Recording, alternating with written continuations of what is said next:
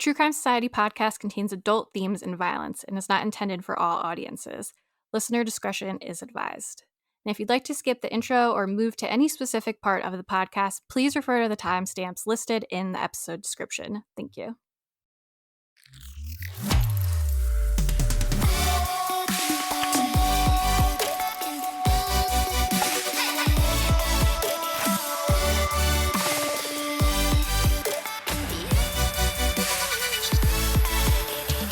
What's up, guys? Welcome back to another episode of the True Crime Society podcast with Stephanie and Olivia. It is June 5th right now. I know we basically say the same things every intro in different ways. You forgot the year, 2025. 2025. But I can't believe it's June 5th. I know, it's crazy. The weather update, it is so hot and humid in New York today. It's like the opposite of what it was last time we recorded.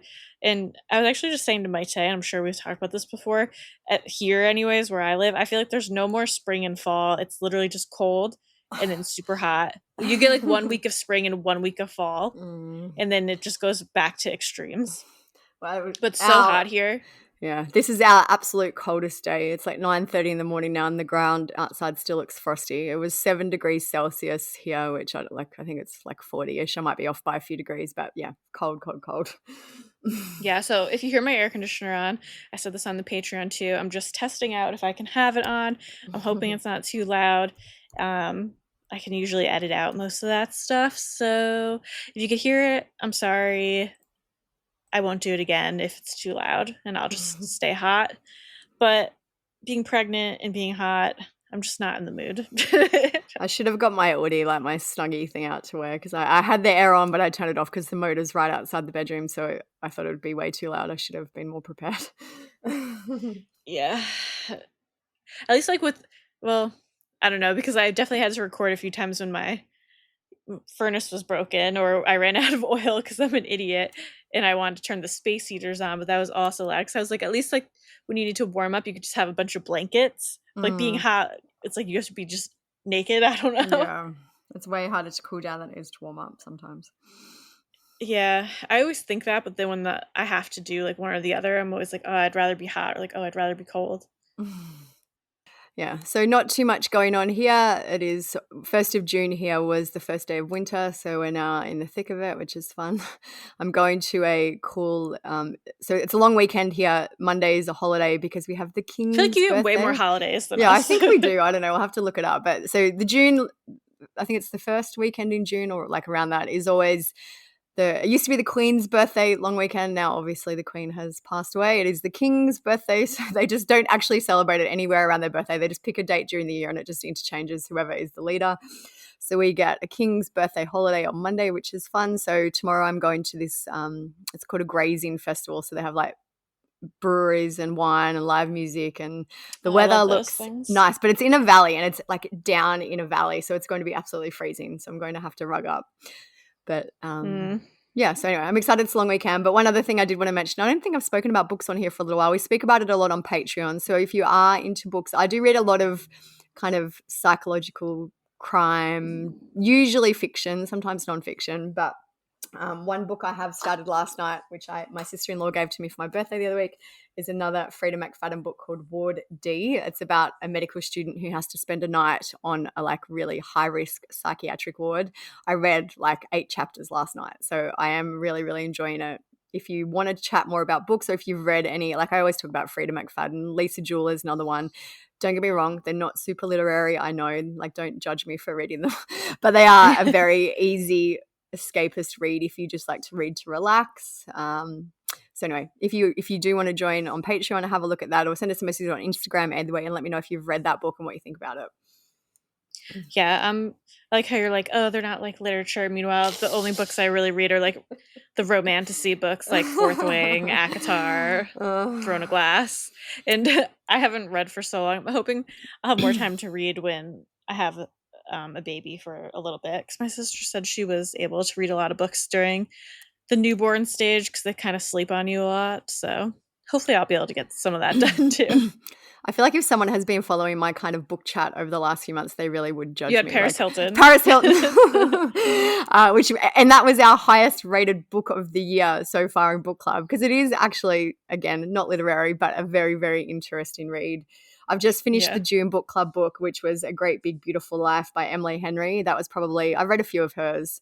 That was probably my least favorite of hers. It was so slow up until about the last quarter of the book, but it was fine. But yeah, don't judge me. I do read some proper books occasionally, but I like, for me, reading is an escapist thing. Like I know I have a friend and she only reads like motivational self-help book. Everyone reads for a different reason. For me, it is to relax, to chill out. Like I sleep better when I read something, nonsensical and fun. Not, well, I don't want to say fun because some of them aren't fun. When I read something fiction, I sleep better. Yeah. Yeah. As far as me, what I've been up to, been trying to get the second bedroom we have here turned into a nursery, which it really shouldn't be as much work as it is, but we kind of were using it as a storage room, so I had to empty it. We had to repaint it, and I hate painting at this point in my life. I used to not mind it until I bought a house and had to repaint everything, and now I absolutely hate it. So in this room, it's been the bane of my existence because like the walls are fine. Obviously, I'm good at doing like the edges and doing all that. I don't have to really use tape or anything. But the people who owned this house before me made the horrible, horrible decision of painting the baseboards in this room like dark forest green. I don't know why you would ever do this, why you would ever torture someone like this. And of course, the paint is like that shinier type of paint. So I'm trying to paint them over to paint them white, and the paint like hardly sticks to it. So I have to do like one shitty layer first, and then I have to do another layer. I have to do like 3 layers. And it's so annoying because it has like the trim and it has this quarter round at the bottom or whatever. So it's so hard to do it and try to like not get it on the floor, on the hardwood floor. I've tried like all the tips, all the hacks, but it's like I called out a day from work this week and I was like, oh, let me just work on the painting. I did it for like 3 hours and I hardly made any progress. I mean, I made progress, but like it still looks like shit. So how annoying. But I'm like, you know what? It's the floor, baseboard, molding, trim, whatever you want to call it. The furniture is going to cover it for the most part, hopefully. And also with kids, like where our house is kind of in 2 separate sections. So my kids have like their own section. They've got like it's like a hallway with their bedrooms and all that. And the walls just get so banged up. We've only been in this house for like 4 years, and I need to repaint it already because they just bang into it, like bang chairs, bags, like it's just scuffed. So yeah, you're gonna have to probably repaint pretty soon anyway. Yeah, honestly, I should have just like, if I had enough carpentry skills, I know it's not very hard to just rip it all out and like replace it, because painting, it's been a nightmare, horrible. I hate it. But I got 2 walls pretty much fully done, 2 more to go, and also we're gonna paint the ceiling because why not? I'm just gonna torture myself. Keep going. Might as well do it while you're at it. I know. So on the way for that, if anyone has any like killer painting tips, let me know. All right, I've got this listener of the week if we want to do that. Oh yes, our listener of the week.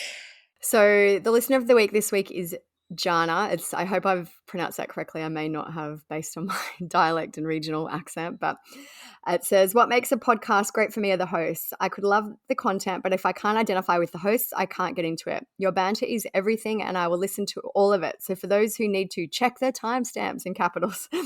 But if you're skipping it, you're missing out, in my opinion. Keep it up, ladies. I love hearing from the 2 of you. XOXO. Very nice. And I just was going through all the comments today. Like I feel like the day after the podcast released is one of my favorite days because all the comments, I love reading them on Spotify.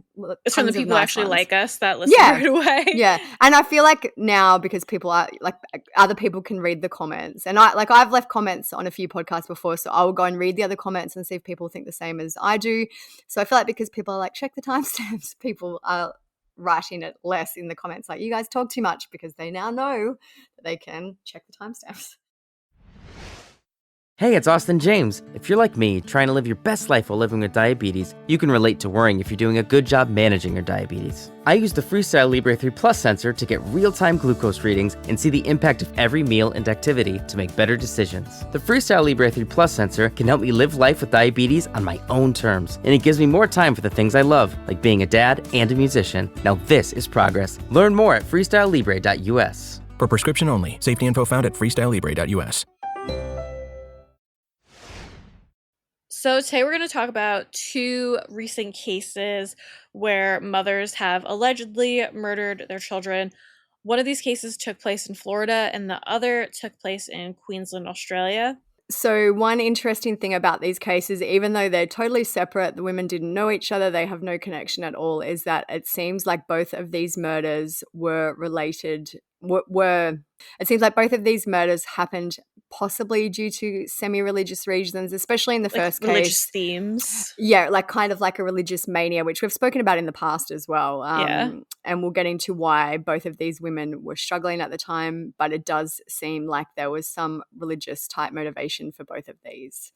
Yeah, or just like you said, we've said before, it can be like a sign of mental illness when somebody gets all of a sudden into like religious extremism or like religious ideation that normally wasn't. It seems pretty common, especially in cases where mothers murder their children, I've noticed.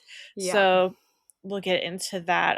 The first one we're going to be talking about today is the murder of Ra'myl Pierre, who is 6 years old, allegedly by his mother, Rhonda Paulynice. And she said that she was performing an exorcism on the child when he died. From what I understand, this kid just lit the room up and was just loved by everybody. And so they're all going to be having a very difficult time getting through this.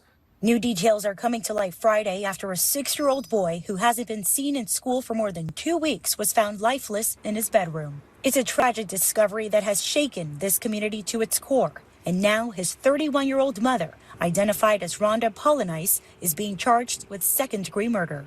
She had a lot of highs and lows during the investigation, from laughing at different times at the scene to crying. It was around 10 a.m. when a deputy showed up to the home on Bedford Drive after the school reported his more than 2-week absence. That deputy came face to face with the mom before she personally took them to her son's bedroom. What we did learn in speaking with the mother, she believed she was being told by God to basically exorcise demons out of the child's body. And when the child had stopped moving and basically passed away, at that point, she felt the child had been released of those demons and was waiting for him to basically come back. The boy, Ra'myl Pierre, attended Samuel Gaines Academy, an elementary school 5 miles away from home. Visibly shaken neighbors and relatives say it should have never come to this.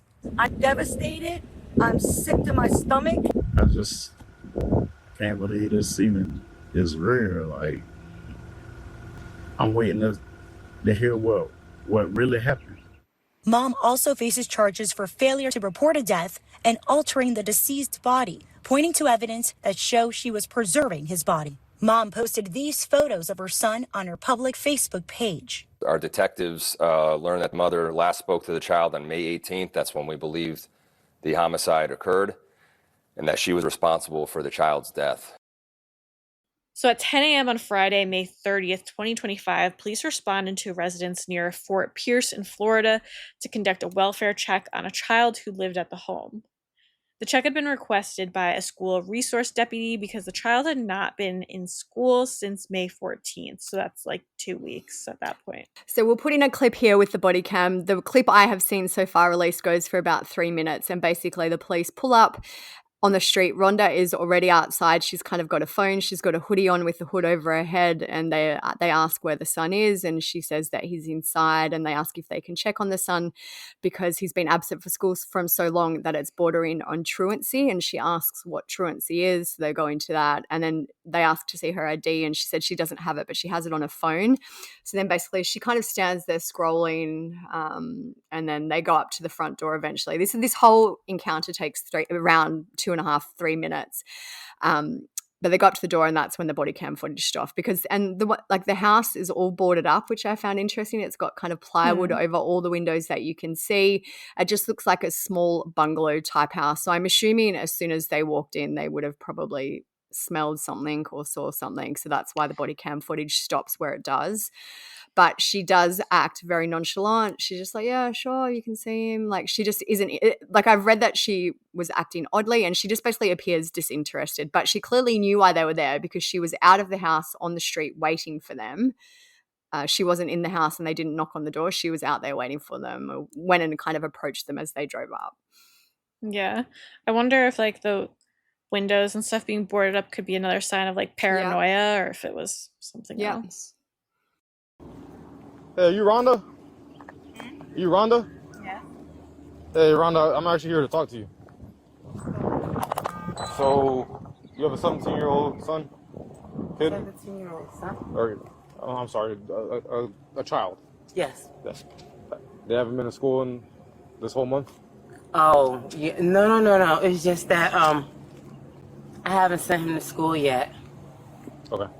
So, from what I'm being told, they haven't been in school this whole month. 341, that's all 97? Mm-hmm. The school is unaware of what's going on with him. He's going to go back to school. Okay, but at this point, it's already reached the point of truancy. It's reaching the point of truancy. What's that? A legal thing that, I mean, you could get in trouble for. Oh, okay. Like, you pretty much have to, if you don't get in contact with the school right now to inform them of what's going on, okay, they're going to send you to court. Okay, I'll give him a call. I didn't even realize that. Okay, I'll call his teacher. You got your ID on you? No. Is it inside the house? I have a picture of it. Yeah, can I see it? 341 or so? 341?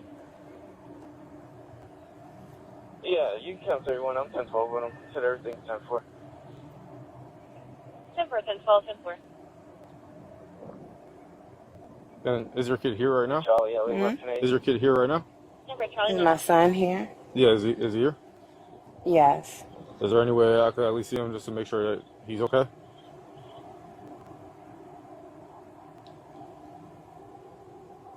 Sure.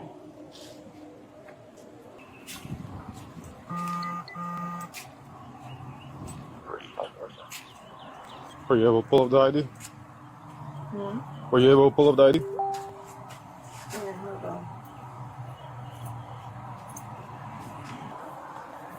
She's just trying to pull up a picture of her ID and then gonna go inside, so we can at least. He's in there? That's what she said. So when police arrived at the home, they found Rhonda outside. As Olivia was just saying, they entered the property with her. According to the documents, a deputy said Rhonda was behaving oddly. She would not take off her sunglasses inside, and the officers said she appeared indifferent to them being in the home. Deputies asked Rhonda where Ra'myl was, and she pointed to several doors in the property. A deputy knocked on one of the doors and got no reply. Rhonda then said that the deputy could go into the room. Authorities found Ra'myl laying on a bed wrapped in fabric. Only his face was exposed. The deputy immediately saw that Ra'myl was dead and Rhonda was detained. Authorities said that in the home, all items were overly organized. There were no sentimental items in the home other than pictures of family on the fridge. Detectives found a garbage bag filled with clean children's clothing in the laundry room. I'd love to know what overly organized meant. Like, I get what they mean, but be interested to see what was going on. Yeah. Deputies allowed Rhonda to say goodbye to her son before his body was removed from the house. The arrest record states while she was in the residence, although she appeared distraught, it did not appear sincere. According to Sheriff Del Toro, Rhonda told authorities that she was allegedly being told by God to exorcise demons from her son's body. He said she allegedly attempted to preserve the body in some form after death. The sheriff held a press conference and said that they believe Ra'myl died around May 18th, and this is also the last day that Rhonda said she spoke with her son. The sheriff said in a press conference, and when the child had stopped moving and passed away, at that point she felt the child had been released of those demons and was waiting for him to come back at that time. It was also revealed that on May 17th, the day before the murder, St. Lucie County deputies responded to Rhonda's home due to a medical issue. Chief Del Toro said there was another incident in January involving a mother and a family member who had once lived at the home, which prompted the law enforcement response. Rhonda made a lot of media posts after May 18th when Ra'myl was likely dead. They all are kind of inspirational, spiritual. So her Instagram handle is Rhonda_Joyce. This is all linked on the blog if you want to read it. Her Facebook name is Rhonda Paulynice, so you could go and look it up. But basically, right before she was arrested, and she like they're literally motivational quotes. This is one she posted.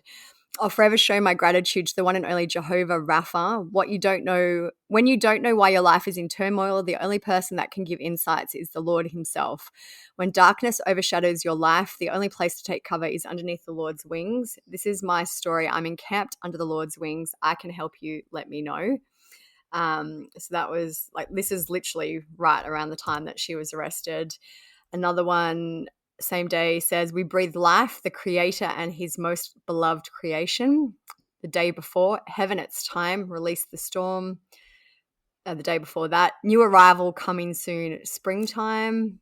And there's a few others, like this is going on for weeks and weeks. And even before Ra'myl was murdered, this was going on.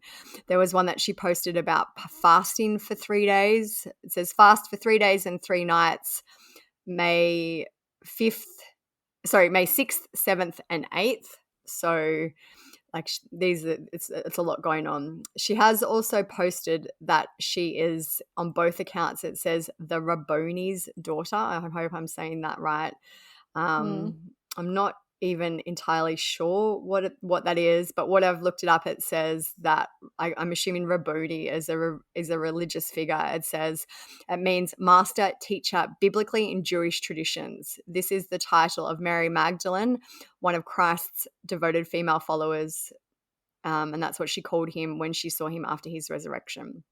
So just gives you an idea. She has also on her Instagram linked to one with a handle of Pork Chopper, CHOPPA, and it's an account that she actually made for Ra'myl when he was a baby, and he was so sweet and beautiful. The last one, it says 259 weeks ago, but just a cute, beautiful, innocent little boy. He is very cute. So cute. She did make posts about him as well, like one from August 13th, 2024. It's his first day of kindergarten. Ra'myl, God bless him, protect him, enjoy your day, King. And it's just him, typical going to school pics. He's so cute. So cute. And he he looks well cared for. The house. He looked like he had a good personality. He was being a little silly. Yeah. I have read some comments, and they haven't been confirmed, that possibly Ra'myl had some additional needs. I don't know what they were, and I don't even know if that has been verified yet, but I have read some comments online that do indicate that. So Rhonda appeared in court on Saturday, May 31st, 2025, and she was booked on counts of second-degree murder, failure to report a death, and altering a body. She was denied bail. Some more information about Ra'myl's death has been released in the past few days. Rhonda told police that she put her hand over his mouth and started suffocating the boy as he was kicking and screaming in bed on May 18th. She said that she knew Ra'myl had died and that, quote, she freed him of a spirit he had in him. She told investigators she wasn't in control of her vessel, meaning her body, and said God or Father controlled her. She said God/Father told her what to do, and when she tried to resist, he'd make her pay. However, she did not elaborate further on those statements. She also stated that she would be kept awake at night by dreams from God, Father, detailing events which were going to occur.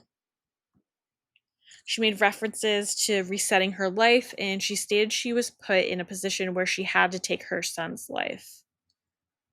Rhonda told authorities that she had noticed changes in Ra'myl's behavior, quote, and believed him to be controlled by a spirit and by an enemy. And she said that she believed that the spirit and enemy caused him to act out. Investigators have said that the changes that she listed off to them seemed to be normal for a child of his age. And she also apparently wrapped Ra'myl in his favorite blanket after his death and checked him for signs of life daily. She would blow warm air on his face to check to see if he would respond. We haven't, as we mentioned, like this is a very recent case. She's only been arrested within the past week. I've tried to find when her next court date is. I can't find it anywhere. It says on the St. Lucie court website that she's been charged with homicide, it says homicide, murder, dangerous, depraved, without premeditation. And then she's also failed to report the death to the medical examiner. There's no updated court date, like upcoming court date on there, so we'll have to keep you updated when we do hear more. I was also hoping that we would have Ra'myl's autopsy completed and be able to confirm his cause of death, but as of the time of recording, that hasn't been made available either. Yeah, I think it's pretty clear that she was struggling from some sort of psychiatric break or issue. Reminds me of the most notorious, maybe like child murder case of Andrea Yates, who drowned her children. And she was kind of saying similar things of she was killed them to protect them in a way, and that like God or this demon kept coming to her and these voices kept telling her like she had to do it. So it does seem like this story is like a flag for some sort of psychic break in mothers who kill their children, because you see it a lot, like they think they're saving them. So we did do an episode recently on another child, and it kind of reminded me of this case. The baby was called Royalty Marie Floyd, and she was murdered by her grandmother, who horrifically put her in the oven. But it kind of reminded me of this case because she had also gotten rid of all the baby's things. Like it seems like that is almost what Rhonda was doing too. The house was overly neat, overly organized. There was nothing sentimental in the house. It doesn't seem like there was much belonging to Ra'myl that was left. It was like she'd almost purged it of all of his belongings, probably in an attempt to rid of this evil spirit or whatever she thought was going on. Which is also interesting. She was waiting for him to come back. Yeah. So the second case we're going to discuss today is an Australian case, again, a very current one. On Monday, May 26th, 2025, police were called to a house in Bundaberg, which is in Queensland, Australia. This was an initial media report that says a homicide investigation is underway following the death of a child in central Queensland. Emergency service responders were called to a Moore Park Beach home on the coastal outskirts of Bundaberg at around 4:45 p.m. on Monday, following multiple calls. A person was found unresponsive at the home and could not be revived. It says the media understands the victim was a child. Detectives who remained on scene on Monday night described the death as an utter tragedy. A woman is currently assisting police with their inquiries. 2 other children were at the home, but they were unharmed. They are now in the care of others. So just to give you an idea of where this happened, Moore Park Beach is a very small town. It has a population of 2,890 people. So for this to happen there, and I know in Australia I always say, we have a much lesser population. These things are much rarer here. So I can't even imagine how this is impacting the general community in such a small town. Mm-hmm. Police said at the time, correctly for once, that there was no threat to the public. A police officer who attended the scene said that police and paramedics tried desperately to administer first aid, but the little girl died at the scene after suffering multiple wounds to her body.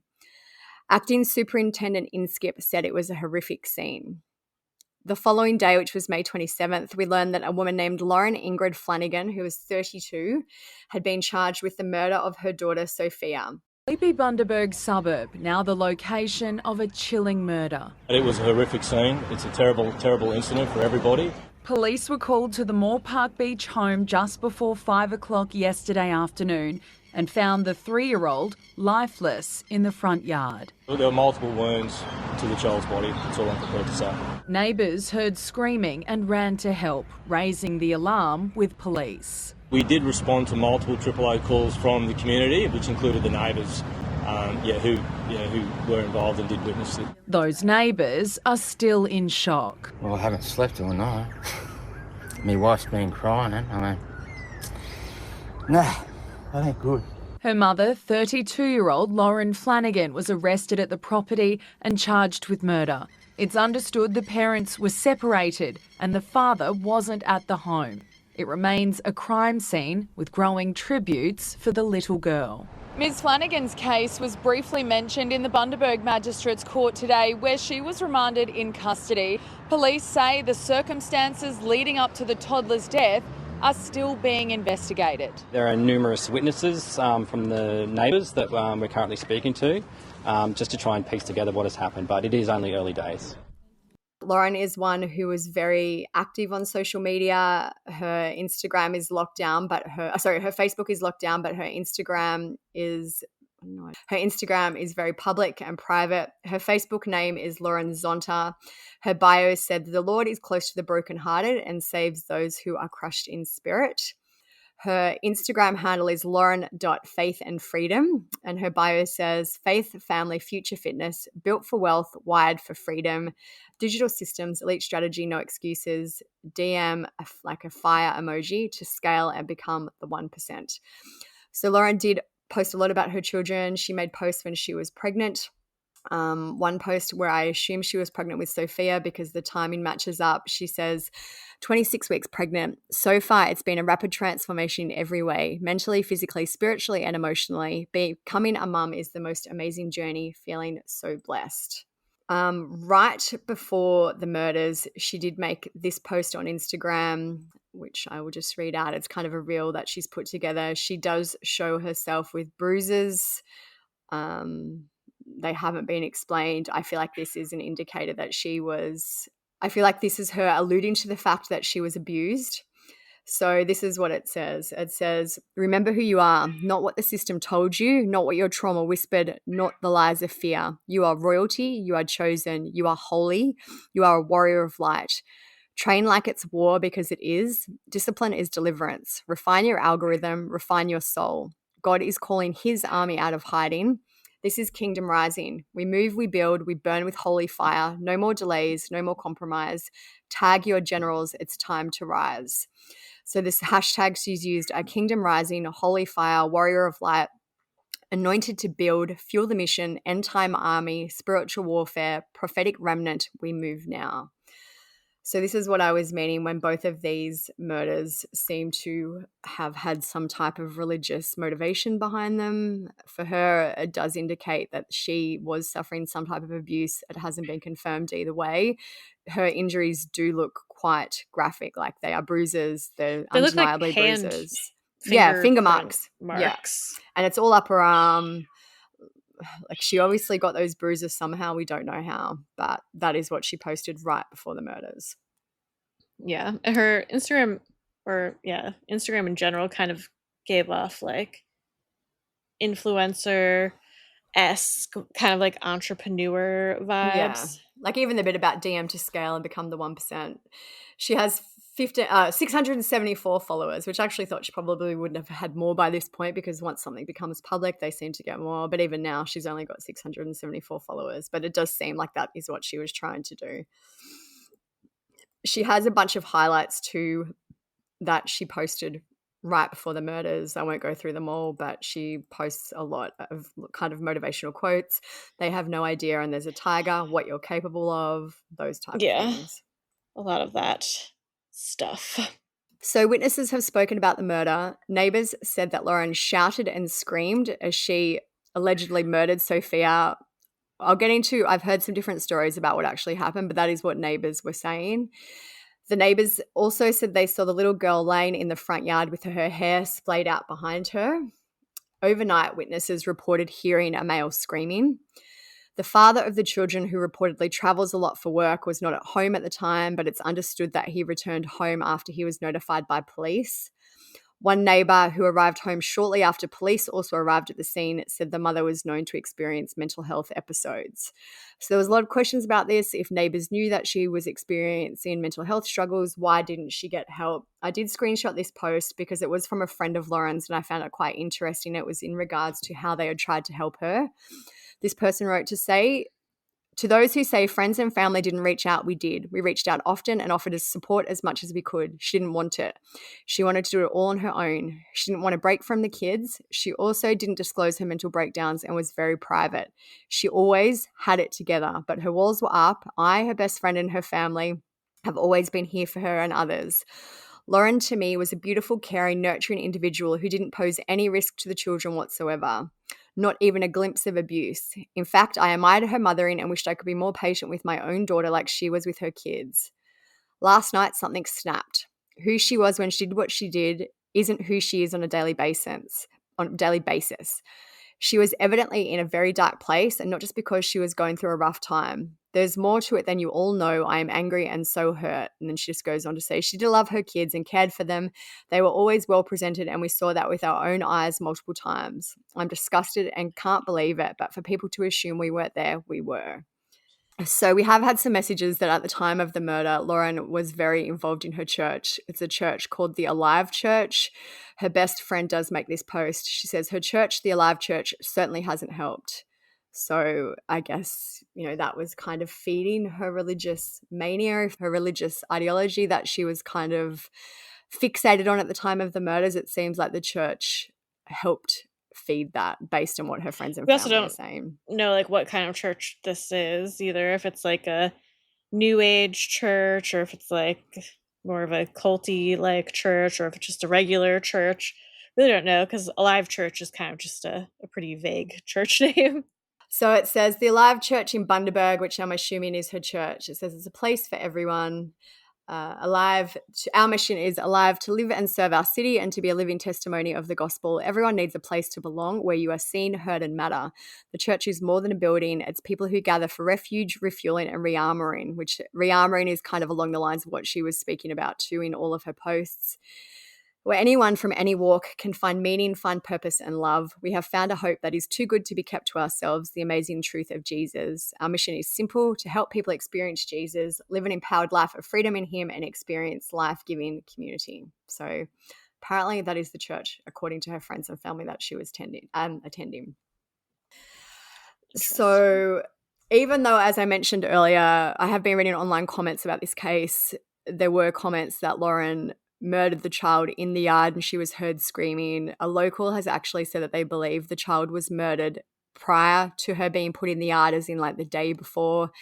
One comment I read that was that she was wrapped in a blanket and was laid on the couch, and then Lauren took her out to the front yard. So I have no doubt that she could have been screaming. I just don't know if the murder actually happened in the yard like the neighbors said it did, or if the online comments are true. But I just wanted to kind of point out that I've read some differing stories. Either way, the child was found deceased in the yard by the police. So the court heard a brief of evidence, and that was being prepared by police.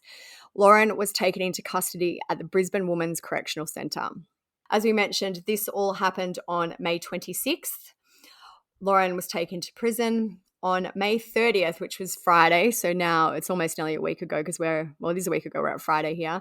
On Friday, May 30th, media reports emerged announcing that Lauren had been found unresponsive in her cell and that she'd been taken to the hospital. Queensland's Corrective Services said that officers has responded to Lauren suffering a, quote, medical emergency. Paramedics were called and transported her to the hospital. Corrective Services made a statement and they said support is being offered to the responding officers and their colleagues. The Police Minister, Dan Purdy, said that the matter was still unfolding and it was under investigation. He said it's awfully sad, the whole circumstance of the situation and what that matter is under investigation. So at the time, some media articles did say she had died. The statement said she was unresponsive. I took screenshots of some that said she had passed away, which she actually didn't at that time. But we did learn on Monday, May 2nd, that she actually had passed away in the hospital. She passed away on June the 1st, which was the Sunday. It says the Queensland Corrective Services spokesperson confirmed Lauren had died that night. QCS will assist the Queensland Police Service in preparing a report for the coroner. This is standard practice in all deaths. Queensland Police made their own statement and they said police will prepare a report for the coroner following the death of a 32-year-old woman who was found unresponsive in her cell in the Brisbane Women's Correctional Centre. Queensland Corrective Services officers provided immediate assistance before paramedics transported the woman to the hospital where she died last night, June 1st. So we don't really know anything yet about Lauren's cause of death except for them using the term medical emergency. I assumed this was kind of inferring it was suicide. In Australia, they don't often report suicide. Well, when I say that, there are exceptions, but they generally don't report suicide. So I thought the term medical emergency may have kind of been code for suicide. But we did get a message that she actually had been attacked by other inmates. I obviously can't confirm this. This is just what the message said. But I do find the articles that have been released since her death interesting because they haven't clarified yet that how, what happened to her or how she was found. It's crazy it's been a week and you haven't heard anything else. Yeah, here it's so much harder to get public information. Like they have to refer everything to the coroner.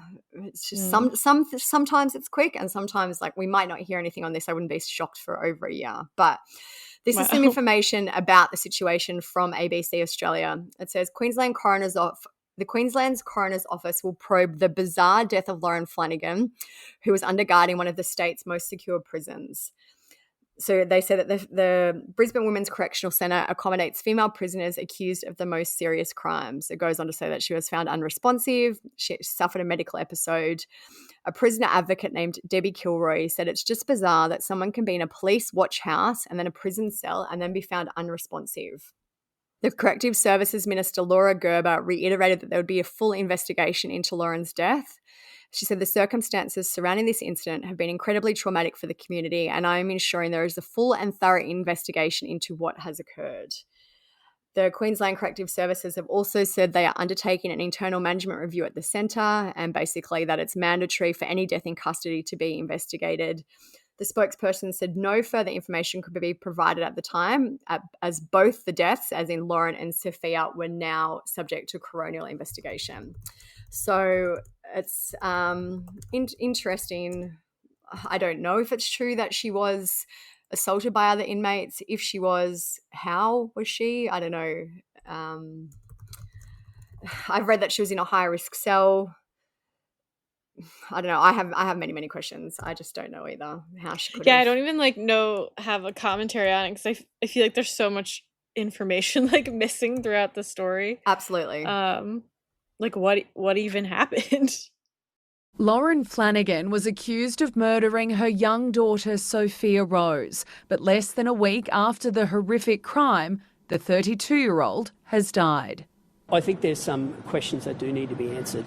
Ms Flanigan was found unresponsive in her cell at the Brisbane Women's Correctional Centre on Friday. The ABC understands she suffered a medical episode. She was taken to the Princess Alexandra Hospital where she died Sunday night. It's important that at the moment, while there's obviously communities that are grieving, there has to be a full and thorough investigation on that. We'll wait for a coronial inquest, hopefully to find out the reason why she was unresponsive. The Moore Park Beach community is still mourning the death of 3-year-old Sophia Rose, holding a beachside vigil on Sunday. We loved her in all the little moments, in the way she twirled, in the way she laughed, in the way she held our hands without hesitation. The mother and daughter's church also gathered in their memory. And alongside a shaken community, our hearts are aching.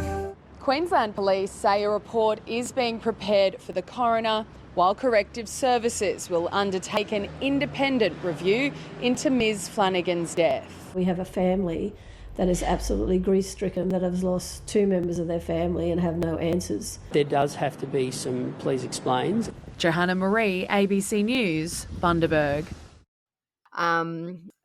There was a very high-profile case recently here of a man, it was actually in my local community, who ended up killing a woman called Audrey Griffin. And he took his life in his cell, even though he was apparently in high security. And how he did it was, again, what I've read, it hasn't been confirmed by the coroner, but in some articles they say that he asked another inmate to borrow a razor so that he could shave for his upcoming court appearance, even though the following day was Anzac Day, which is a public holiday. So apparently this other inmate gave him a razor and he somehow used that to take his life. So I understand things can happen. I know of another case where a man was in jail here for domestic violence, domestic abuse, and he actually took his own life he had a sandwich and the sandwich was wrapped in plastic. So he unwrapped the plastic and swallowed the plastic, and that's how he took his own life. Yeah, so I guess where there's a will, there's a way. I think there is a chance that this information about her being abused, assaulted, could absolutely be the case because they have been so cagey about it. But I guess we will hear more. Yeah, true. They probably wouldn't really want to throw that right out there because it's their fault then. No, and the case I mentioned about the razor, the guy who killed himself with the razor, that information came out very quickly. So I feel like if it is a suicide, maybe they would be quicker to clarify, and, a suicide may be easier to explain than how other inmates were able to get their hands on her in a high-risk setting. I don't know, but an interesting... I didn't expect that to be the outcome. I just assumed this would go through the legal process, and when they announced that she had been found unresponsive, I was shocked by that, and then I assumed that she would probably die because of the lack of updates, and then she did end up passing away. So do we even, I just went back to double check. Did they even say exactly how the daughter was killed? She was stabbed. She had Sorry, wounds. Yeah. So they did say so she was stabbed to death. They haven't really said with what. Again, they only in the coronial inquest, I assume that will come out if they make it public. But yeah, so Sophia was stabbed to death. I don't know how or why, or where her injuries were. They likely will not release that here. When they said the multiple wounds, that's about the extent that we usually get here. Yeah, that's what I figured. Yeah. So I just looked up, because we were talking about it too, how a lot of times this religious ideation can be pretty big red flag for some sort of mental break. So I just looked it up, and it says pathological religious ideation.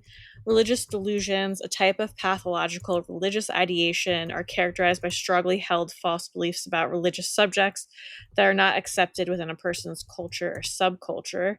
And then it says there's religious delusions, and there's types. It says religious delusions can involve various themes, including beliefs about being a messiah, being a prophet, or having special powers related to religion, which automatically makes me think of Lori Vallow. Yeah. Some examples are believing oneself to be Jesus or a prophet, hearing voices of God or other religious figures, or experiencing extreme guilt or punishment due to religious beliefs. Association with mental illness. Religious delusions are sometimes associated with mental illnesses like schizophrenia and bipolar, but they can also occur in other conditions. It says there's also a subtype of obsessive compulsive disorder where individuals have religious or moral obsessions, often fearing they have committed a sin or violated a religious doctrine, which kind of makes me think of the first case we talked about, because they were talking about how neat and overly organized everything is. This is an interesting point too. It says religious beliefs can sometimes be a source of comfort and coping for individuals with mental health conditions, while in other cases, religious delusions can be a symptom of mental illness.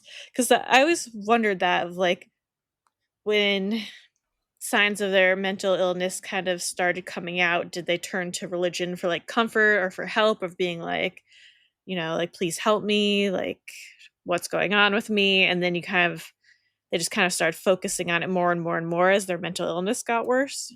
Yeah, I don't know. It's an interesting thought. Yeah, it's a topic that I always mean to read more about, because I do find religion interesting and things like this interesting. So maybe one day I'll do a lot of research on it, and we can do a bigger podcast episode on it. I do feel like we've touched on this in the past too, that a lot of the times the people who kind of hold on to this religious ideation are people who are vulnerable and lonely and isolated. And maybe, for example, obviously just speculation for Lauren, if she was suffering some type of abuse, she reached out to the church and then kind of fixated on their ideology. Because I have no doubt there are many people in this church who just enjoy the kind of community and the sense of belonging, which is what most people enjoy about a church. But I just feel like sometimes when people are so desperate and so vulnerable and so unwell in some cases, that is the hole the church fills, and that's why this religious fixation occurs in some of these cases. Yeah, wasn't Matthew Coleman, the spearfishing one, he suddenly had was QAnon religious ideation posts too. Oh, that's what it was too, QAnon. Yeah. But I feel like we've done multiple cases where this type of crime happens and the parent or the perpetrator is fixated on religion for whatever reason. Yeah. The other thing I just wanted to mention about Lauren is she did have 2 other children. So Sophia was 3, and from what I've read, the other children were 1 and 2. So she did have a lot on her plate. Obviously not an excuse, but she had 3 children in 3 years is a lot. She could have been... And they were home at the time, I'm assuming? Yeah, so there are some so I've read, again, varying things. Some says Some reports say that the other children had minor injuries. Some say that they were unharmed. Either way, they were fine. Like, one thing I read said they didn't even go to the hospital. So I'm assuming they were checked out by paramedics at the scene and were fine if that is the case. But no, for some reason, Sophia was the only target or the main target for Lauren. I'm not entirely sure why, or if we'll ever know why. She did leave, thankfully, I guess, the other two children unharmed. Yeah. She seems very bizarre because even her friend, like, felt compelled enough to, like, leave that comment of being like, no, she always had it together. She never accepted help. Because I feel like it takes a lot for someone to leave such a public comment like that to begin with.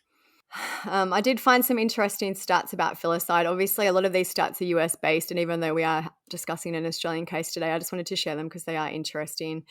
It says the US has a homicide rate of 2.23 per 100,000 children. The most common perpetrators are parents, which I don't think is surprising. 90% are biological parents, 10% are step parents. It says that there are around 11 to 17 incidents occurring weekly in the US of a parent who kills their child and then kills themselves, which 11 to 17 in a week is a lot. Yeah. It says 2.5% of the homicides arrests in the US are for parents who have killed their children. This amounts to around 500 arrests annually. So a very, very horrible statistic. The person who children are meant to be able to trust and rely on the most is the person who ends up ending their life. Yeah. So that's really it for these cases. Since they're both pretty recent, there's not a ton to chat about with them. So we're definitely going to keep an eye out for updates, and we'll post them on Instagram or in all of our accounts. So make sure you're following us there on Instagram, True Crime Society. If you all follow our personal accounts, mine is stuffsome_, Olivia's TCS Olivia, if you want to see what we're up to. And if you want more content from us, we have a Patreon. We do all the episodes ad-free. We also do weekly bonus episodes. So we just recorded an episode about the murder that happened. Now, I guess it'll be last week, of the 3 little Decker sisters by their father, Travis Decker, who still is missing. Hopefully they will have found him, by the time this episode comes out, so that their mother can get some closure. But yeah, if you want to check us out on Patreon, we've got a lot of other things on there as well. Just all the usual things. You guys can leave us Spotify comments, share the podcast, your Instagram stories, leave us good reviews. All that would be great. It's very helpful to us. Make sure you're still subscribed on whatever platforms you listen on, because Apple especially will unsubscribe you when it decides it feels like it, apparently. Bane of our life, yeah. If you don't listen regularly enough for Apple, they decide that you're not interested anymore and they unsubscribe and they just do it for you. Yeah. But yeah, so that is it. Thank you guys for listening. Stay safe out there. Peace out. See ya.